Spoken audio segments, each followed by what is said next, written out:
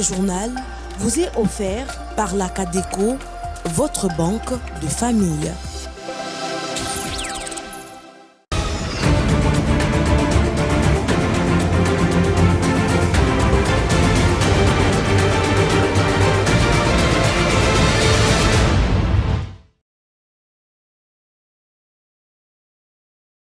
Bonsoir à tous, heureuse de vous retrouver ce soir pour vous informer à travers ce 20h. Bienvenue à vous, voici donc les titres. Le porte-parole du gouvernement et ministre de la Communication et Médias, Patrick Mouyaya, a rassuré après la réunion tenue avec le Conseil supérieur de la défense élargie que la RDC ne va pas aller dans les annonces, mais les FARDC montent en puissance et va récupérer tous les territoires occupés par l'ennemi. Vous le suivrez en début de ce journal. Appuyés par les Ouazalendo, les FARDC ont récupéré Massissi Centre ce mercredi 8 janvier 2025, ont confirmé les autorités de la province du Nord Kivu. Les détails vous seront donnés au cours de ce 20h. Au sommaire encore, le député national Willy Machiki a demandé au gouvernement de mettre fin aux projets ambitieux tels que la rocade de la ville de Kinshasa. C'était selon lui ce qui permettrait de mettre fin à la guerre à l'est de la République démocratique du Congo. Au gouvernorat de province, la veuve de notre estimé confrère Patrick Adonis Numbi a été reçue par le gouverneur Jacques Kiaboula Katoué à son bureau de travail ce jeudi 9 janvier 2025. Vous suivrez les détails dans ces 20 heures. En international, nous serons notamment au Tchad où des tirs ont été entendus dans la soirée de mercredi 8 janvier 2025 dans le centre de la capitale. Information à découvrir dans la troisième et dernière partie de ce journal. Mais bien avant, nous serons dans la deuxième partie. Et là, nous parlerons sport avec Alain François Tshiswaka qui nous disons bonsoir et bienvenue. Merci, bonsoir à vous, Yvine Mougoli également. Bonsoir à tous les téléspectateurs. Que retenir de l'actualité sportive ce soir, Alain François? Eh bien, ce soir, nous allons faire un clin d'œil à une de joueuses qui a commencé ici à Lubumbashi à l'équipe d'Ocel City. Il s'agit de Feza Kalombo qui aujourd'hui évolue du côté du Maroc. Nous serons avec vous au moment opportun et ça sera tout pour les titres. Jeudi 9 janvier 2025, c'est l'heure de votre journal. Bienvenue, mesdames et messieurs. Nos troupes ont entrepris l'initiative. Nous ne voulons pas aller dans les annonces, mais dans le jour qui viennent. La montée en puissance des FARDC va se poursuivre et les pans des territoires occupés par les forces d'agression seront récupérés, a rassuré le porte-parole du gouvernement après la réunion du Conseil supérieur de la défense élargie qu'a présidé le mercredi 8 janvier le chef de l'État Félix-Antoine Tshisekedi Tshilombo. Je vous prie ici de suivre le ministre de la Communication et Médias et porte-parole du gouvernement, Patrick Mouyaya, dans ce propos. Cette réunion du Conseil supérieur de la défense était la première avec le nouveau chef d'état-major général qui a eu à la suite du vice-premier ministre, ministre de la Défense, donné les grands axes de sa vision sur ce qui concerne notamment la montée en puissance de forces armées de la République démocratique du Congo, mais la réponse militaire que nous apportons face à la guerre d'agression qui nous est menée par les Rwandais et ses supplétifs terroristes du M23. Comme vous l'avez suivi à travers les médias ce matin, dans le rapport qui a été fait par le chef d'état-major général, nos troupes ont repris l'initiative et nous ne voulons pas aller dans des annonces, mais vous allez voir que dans le jour qui vient, la montée en puissance de forces armées de la République démocratique du Congo va se poursuivre et les pans du territoire qui sont occupés par les forces d'agression seront récupérés. Nous aurons régulièrement l'occasion de vous faire le point de ces progrès. Au-delà de la question opérationnelle qui a été abordée dans toute sa dimension, nous avons aussi abordé les aspects diplomatiques de ces questions où vous avez noté avec nous l'isolation de plus en plus constatée du Rwanda qui montre que ce n'est pas le pays qui veut la paix dans l'Est de la République démocratique du Congo. Et de ce point de vue, la ministre d'État, ministre des Affaires étrangères, a reçu des orientations précises sur ce qui doit être fait à ces niveaux. Dans le même esprit, les aspects judiciaires doivent se poursuivre parce que nous notons au vu de l'évolution de la situation, des comportements, des attitudes ou de mots qui sont suspects, qui ne sont pas de nature à renforcer l'unité nationale ou l'union derrière nos forces armées de la République démocratique du Congo pour mettre fin à cette situation d'agression, les ministres de la Justice, mais aussi l'auditeur général de forces armées de la République démocratique du Congo, qui participaient à la réunion, vont tous prendre des dispositions à leur niveau pour s'assurer que tout comportement à caractère subversif qui ne rentre pas dans l'objectif premier de la reprise de l'intégrité territoriale de d'autres pays, c'est des comportements qui pourront être sanctionnés. Le même constat a été fait dans la couverture médiatique des événements dans l'Est de la République démocratique du Congo, comme nous avons eu à le relever à travers les mises en garde qui ont été faites. Nous voulons vous dire que des mesures seront prises dans les jours à venir contre tous les médias qui travailleraient dans le sens d'accompagner l'œuvre terroriste qui s'est faite en République démocratique du Congo. Pour l'impératif de la paix, il y a des mesures qui devront être prises absolument pour qu'on s'assure que tous les efforts nationaux qui sont faits pour restaurer la paix dans l'Est de la République démocratique du Congo puissent l'être.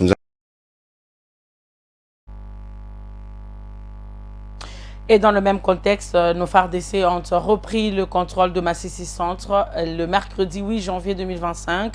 Appuyés par les Wazalendo, les FARDC ont reconquis notamment les cités de Ngungu, Masisi Centre et Mouchaki. Confirmation faite par les autorités de la province du Nord Kivu. Reportage.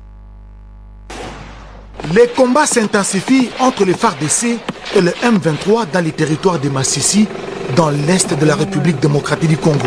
Les vaillants soldats congolais, en synergie avec les jeunes patriotes Wazalendo, infligent de lourdes pertes en hommes et matériel de guerre au mouvement terroriste, le M23, avec ses alliés rwandais, les éléments de RDF. Mamimito tozoloba tozana ngomba ya mushumba oyo ngomba ekangaki makasi nyonso M23 ezala poche ça na ngati ngomba oyo tosali lisomba 2 jours troisième jour na tongo tomontele bango ala so bango tubaki mitala biloko nyonso babwaki biloko nyonso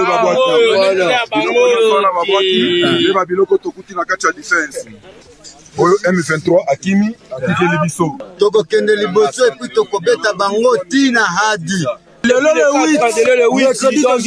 Si Masisi Centre est sous contrôle de forces loyalistes, le FARDC progresse vers d'autres localités après avoir repris celle de Ngungu. Les forces armées de la République démocratique du Congo sont donc déterminées à libérer toutes les zones conquises par l'ennemi et les bouter hors du territoire national. Question de traduire en actes la vision du commandant suprême des forces armées, Félix Antoine Tshisekedi Tshilombo, qui veut faire de la RDC une puissance économique et militaire de la région. Vraiment, nous avons célébré le drapeau à Congo. La population a furahi sana hapa ni ndani ya senta ya Ngungu. Et sur ce même chapitre, en rapport avec la récupération de Masisi Centre au Nord Kivu par les FARDC appuyés par les Wazalendo, l'opposition salue cette initiative et encourage les FARDC à débouter hors du territoire national ces rebelles. Monsieur Ados Nobassi a été joint par Jean-Robert Djema et voici sa proposition ou encore son propos dans ce duplex. Vous devez comprendre une chose, que l'opposition congolaise est derrière les FARDC. Aucun Congolais ne peut désavouer l'armée congolaise. Nous sommes fiers de nos vaillants soldats qui se sacrifient pour toute la République démocratique du Congo. Mais ce que nous ne voulons pas, c'est la désinformation qu'utilise aujourd'hui le gouvernement congolais. Le mensonge, le Kadiosha, l'Okuta, c'est ce que nous refusons. Nous voulons avoir des informations réelles. Est-ce que diplomatiquement ces avancées mettent la République démocratique du Congo en position de force face au Rwanda? Le plus important aujourd'hui, c'est de soutenir nos FARDC et c'est de demander au gouvernement congolais d'être fort diplomatiquement. Nous ne voulons plus une diplomatie de pacotille. Le problème avec ce gouvernement, c'est que la diplomatie congolaise est tellement faible. On parle trop, mais sur le terrain, il n'y a aucune avancée. Ce que nous demandons au gouvernement de M. Tshisekedi, c'est d'être responsable. Il gère aujourd'hui plus de 100 millions d'âmes, un territoire vaste comme un continent, et cela demande beaucoup de responsabilité. La majorité présidentielle accuse souvent l'opposition de ne pas accompagner les forces armées de la République démocratique du Congo. Le problème du gouvernement de M. Tshisekedi, ils ont établi une ligne de conduite qui est le mensonge. Nous ne pouvons pas accepter le mensonge. Ce que nous voulons, ce sont des informations réelles. Nous allons soutenir nos FARDC, nous soutenons, nous accompagnons nos vaillants soldats qui se sacrifient pour la République démocratique du Congo, mais ce que nous n'aimons pas, c'est la surexploitation de fausses informations. Et ça, l'opposition n'acceptera pas cela. Si nous avons perdu 130 territoires, 130 localités, il faut que le gouvernement reconnaisse réellement que nous avons perdu 130 localités. Mais si vous perdez 130 localités, on vous dit que nous avons récupéré 5 localités. Et quand vous faites des recherches, vous constatez qu'il y a toujours 130 localités prises par les rebelles, ça questionne quand même. Si l'opposition loue cette initiative, de son côté, le député national Willy Michiki a demandé au gouvernement de mettre fin aux projets ambitieux tels que la rocade de la ville de Kinshasa, le projet Arena pour donner tous les moyens à l'armée et sauver l'intégrité du territoire national. Je vous prie de le suivre. Je précise ici que ce sont des troupes rwandaises qui sont sur le terrain, notamment l'armée qu'on appelle l'armée RDF, Rwanda Defense Forces, qui est la force spéciale rwandaise à laquelle nous sommes en train de nous battre. Donc aujourd'hui, c'est officiel, nous sommes en train de nous battre contre l'armée rwandaise. Il n'y a plus de M23, il n'y a plus d'Alliance Fleuve Congo, c'est l'armée officiellement du Rwanda qui se bat aujourd'hui au Congo. Et nous sommes déterminés aussi à ouvrir l'axe de Lubero, l'axe de Minjenje pour bouter l'ennemi dehors. Nous sollicitons l'appui encore des collègues députés nationaux pour renforcer leur contribution, puisque la première contribution donnée par les députés nationaux, notamment ceux du Nord Kivu, à raison de $1000 par député par mois, à payer. Et nous pensons qu'avec cet élan de solidarité, nous pouvons soutenir les FARDC et des Ouazalènes, puisque la question d'agression de notre pays devient une question nationale, et nous sollicitons notre gouvernement à mettre fin à tous les projets prestigieux, tous les projets ambitieux tels que la rocade de la ville de Kinshasa, le projet Arena, pour sacrifier d'abord, donner tous les moyens à sauver l'intégrité du territoire national.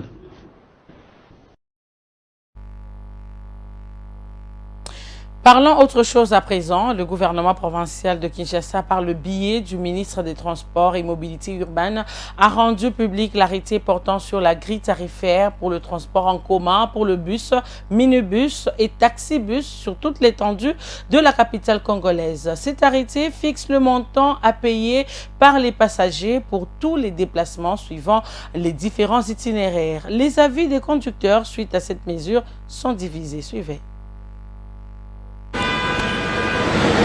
La nouvelle grille tarifaire mise en place par le gouvernement provincial de Kinshasa n'a pas recueilli l'assentiment de tous les conducteurs du transport en commun.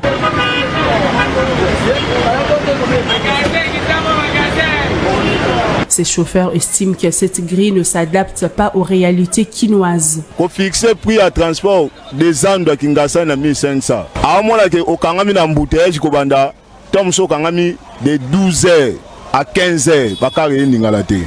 Embouteillage na siko yo bombe na 1000 fois wana, 1000 fois distance yo ya tiwana. Mukoyo ka wa c'est le versement na $50. Ah c'est la carburant 120 000 et puis ça doit combien? On est na bimi 4A, na bimi 4A pour na bénéficier l'hôtel. Monga na biso fo woye ba ke banzela ndeza te.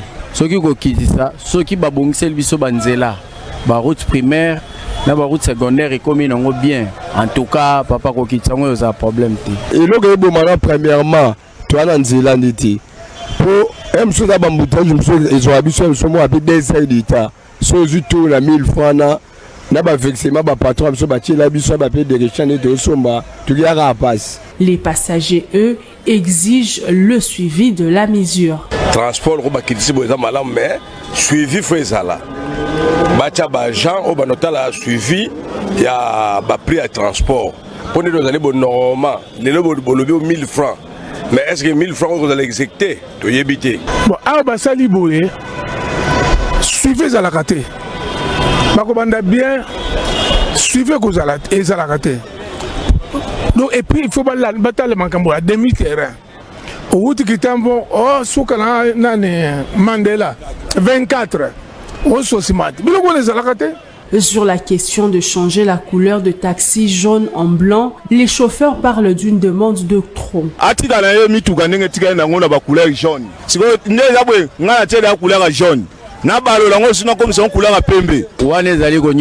Population pamba ba l'État na souci na biso siko kolongola jaune o bango ne bachaki yango ba imposa ki to chango siko komi susu ba longola jaune bacha pembe e baksa nini iko bakselo romorota wana zaka ko tracasser biso kaka ba mbonge bima.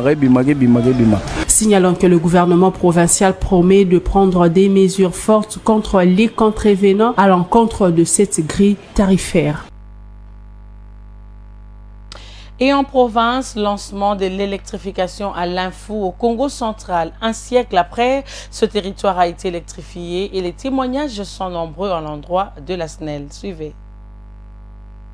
L'électricité étant le socle du développement d'un milieu et de son essor, la Société nationale de l'électricité y travaille dans le cadre de la matérialisation de la vision du chef de l'État, son Excellence Félix-Antoine Tshisekedi Tshilombo, par le truchement de son directeur général, grâce à ses équipes déployées sur toute l'étendue de la République démocratique du Congo, en l'occurrence celle de l'Atsmaï Dingeba et l'Infou. Pendant 3 mois seulement, la SNEL a mis en place des professionnels en la matière pour l'électrification de l'Infou qui, plus de 100 ans passés dans les noirs, situé sur la route nationale numéro 16, Kisantu Kimvula Popokabaka, à 30 km de la cité de Kisantu ou Inkisi. Cette cité peut désormais vivre comme tout autre milieu, alimenté par la SNEL nuit et jour. Nous exprimons notre joie, nous sommes vraiment dans la joie, c'est une grande satisfaction comme je le disais, pour nous et pour toute la population de l'Infou.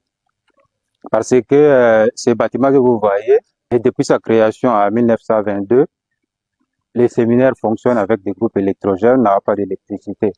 Et maintenant que le gouvernement a pensé à électrifier la cité de l'Infou, et c'est pour cela nous disons un grand merci aux initiateurs de ce projet. Un grand merci au chef de l'État. Impatiente de palper la réalité en face, la population de l'Infou. On va quitter le Congo central pour le Kasaï oriental. Une délégation du ministère national de l'Agriculture et Sécurité alimentaire a été reçue en audience ce mercredi par le gouverneur Jean-Paul Mbouibois. Cette délégation est venue dans le cadre de l'état des lieux de PVA Kadi. Et je vous prie ici de suivre la chef de la délégation au sortir de l'audience.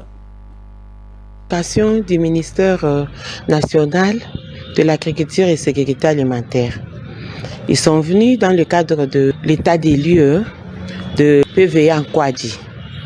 Je pense qu'ils sont ici pour 10 jours. Ils vont quitter la ville aujourd'hui vers Kwadi pour aller s'acquérir de la situation réelle du Kwadi. Vous savez que ici chez nous, nous avons déclaré l'agriculture priorité des priorités. C'est notre site agricole de haute potentialité. Ils sont venus pour nous aider. Après leur état des lieux, ils vont retourner par ici pour voir ensemble quelles sont les activités concrètes qu'on peut réaliser en Kwadi par rapport aux potentialités, par rapport aux atouts. Je suis ingénieur Patrick Mongaïzia, je suis conseiller chargé de la sémence, la production et la vulgarisation auprès du ministre d'État, ministre en charge de la sécurité alimentaire. L'objectif de cette mission, ça consiste à un état des lieux sur un site qu'on appelle Kwadi, non loin de Mbujimaï. Nous allons faire la relance de la production de maïs pour la saison B. C'est un programme qui est exécuté par le PVA et en régie avec la BAB. L'objectif, c'est d'accroître la production, d'accroître les superficies pour suppléer, pour répondre aux besoins de la population et pour répondre aux besoins au mot d'ordre qui a été donné par son Excellence, Monsieur le Président de la République, relayé par son Excellence le ministre d'État, ingénieur Grégoire Moutchaïl, c'est mettre fin à la faim.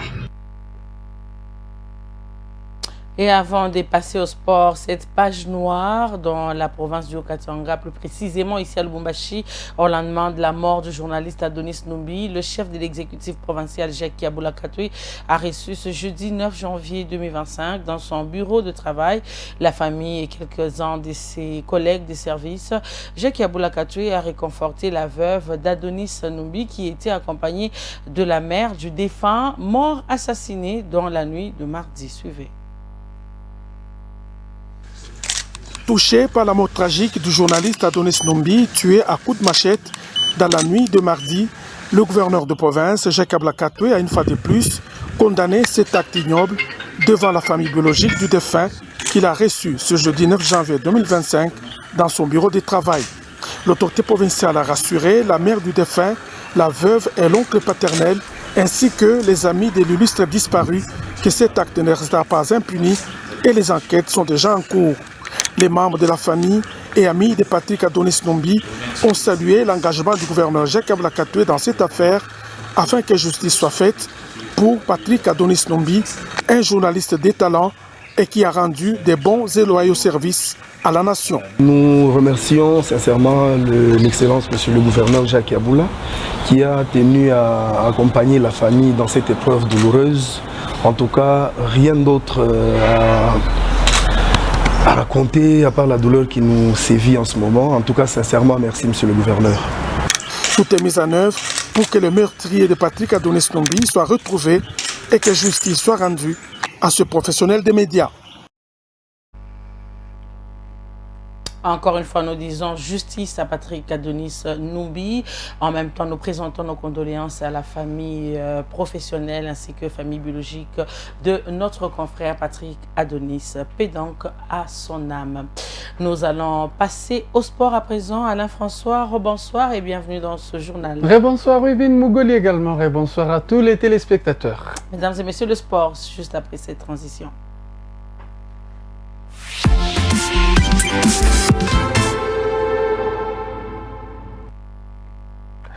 À vous la parole. Exactement, Wivine Mougoli, merci de m'accorder cette parole. Nous ouvrons par cette joueuse qui a commencé ici à Lubumbashi. Il s'agit de Feza Kalombo qui affole les compteurs. Les chiffres à la Botola féminin Pro League, entendez par là le championnat marocain du côté féminin avec l'équipe d'Araf. La Léopard vient de finir sa première partie de saison au Royaume chérifien en chapeau de roue pratiquement avec sa nouvelle équipe. Elle est partie de ce City du FC Saint-Éloi Loupopo au niveau africain. Feza franchit vite un cap sans attendre longtemps des débuts de rêve pour l'ancienne de Ocel City, meilleure buteuse de son club avec 7 buts. Araf doit sa 6e place au classement à l'international congolaise qui prend ses marques des plus belles des manières. Feza Kalombo et sa machine s'apprête à sortir une artillerie lourde pour la phase retour afin de pérenniser la dynamique. Son rythme a pris un volume très considérable avec 2 doublés contre Asana et Wida Adepi. Araf est à 1 point du quatuor qui va jouer la trouble fête. Donc félicitations à cette jeune demoiselle de Lubumbashi. Et bon vent à elle. Surtout ça. Nous allons passer à autre chose à la François. Autre chose, on va parler de la Ligue provinciale de basketball de Kinshasa qui a continué. Il faut savoir que le basketball club One Team a surclassé basketball police sur le score sans appel de 76 contre 39 et cette rencontre disputée, c'était hier mercredi 8 janvier 2025 au gymnase jumelé du stade des Martyrs de Kinshasa, s'inscrit dans le cadre de la 4e journée avancée de la Ligue provinciale de basketball de Kinshasa. Et puis il y a quelques résultats rapidement qui ont été enregistrés durant cette journée. Et puis aujourd'hui il y a eu des matchs dont nous allons vous donner des résultats dans nos prochaines éditions. C'est que chez les dames, Yellow Stars était face à l'équipe des CBF Raphaël. Chez les messieurs, CBF Raphaël était face à New Gen et Opportunidade à jouer les figuiers. Jeunesse et Avenir était face à BCNMG. Merci à vous, Alain François. Merci pour votre intervention sportive. En tout cas, merci à vous, Wivin Mougoli, également. Merci à tous les téléspectateurs. On se fixe rendez-vous demain. Tout à fait. Mesdames et messieurs, c'était le sportif qui parlait dans ce 20h. Place à présent à l'actualité en dehors de nos frontières nationales.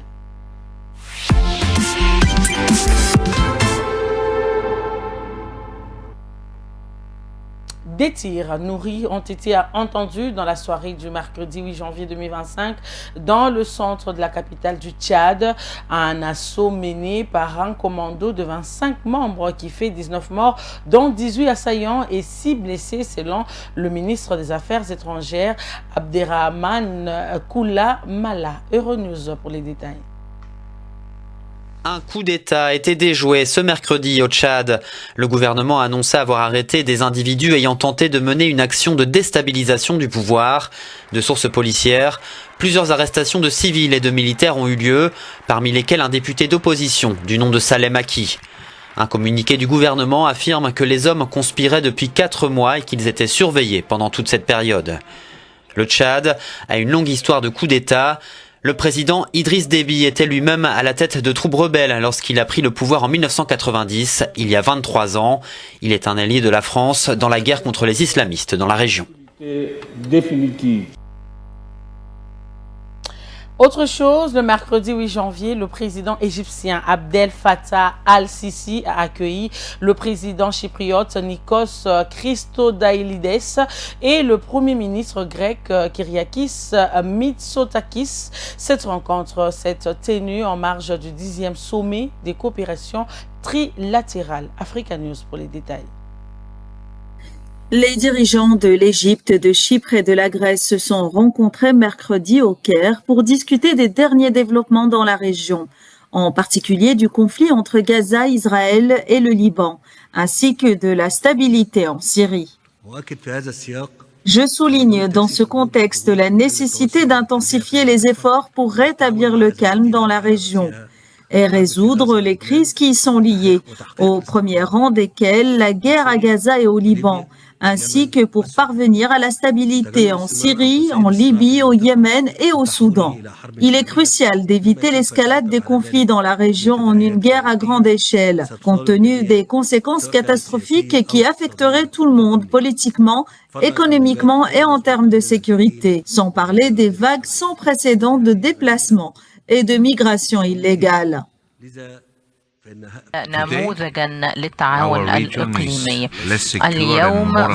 Aujourd'hui, notre région connaît moins de stabilité et de sécurité que jamais auparavant.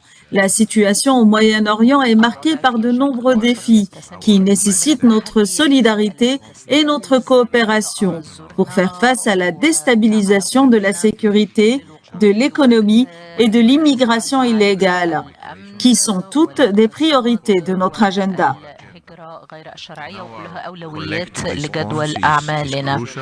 Ce sommet est le 10e entre les dirigeants des 3 pays depuis la création du mécanisme de coopération trilatérale en 2014.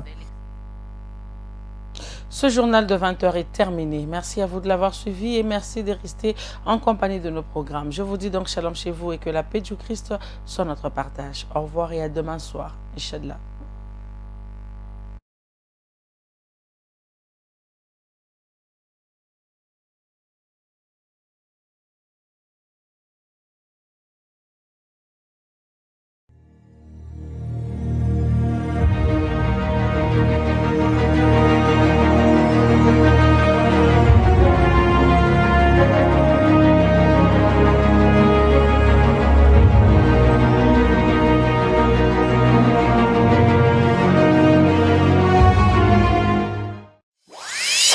Ce journal vous a été offert par la CADECO, votre banque de famille.